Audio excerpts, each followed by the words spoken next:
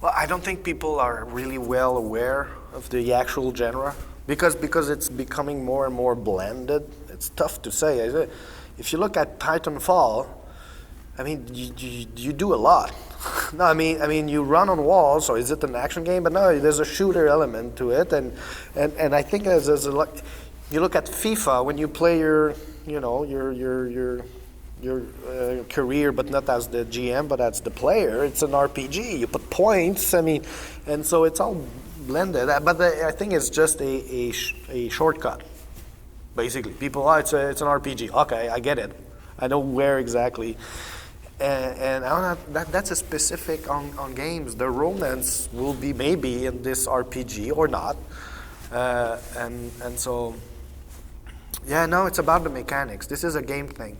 It has to be about the mechanic. You have to say it's a sports game. You have to say it's an RPG. It's an action game. But there's action adventure. It's not quite clear what it is. It's I did action adventure game, but there was RPG element in it. And so adventure, point and click. But I think it's like, okay, is it the type of mechanics I like to play, yes or no?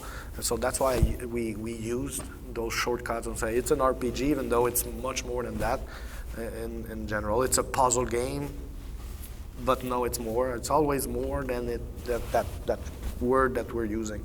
But it's okay. I mean, I have no problem with but sometimes there's words you cannot use. This is where there's a problem. And that people are really put those games inside some boxes. You cannot do this because it's an RPG, because it's an action game, or because it's an adventure game. And me, I'm using episodic these days, and then people say, oh, no, I don't want it to be episodic. Well, it's not, but it is, but it's not.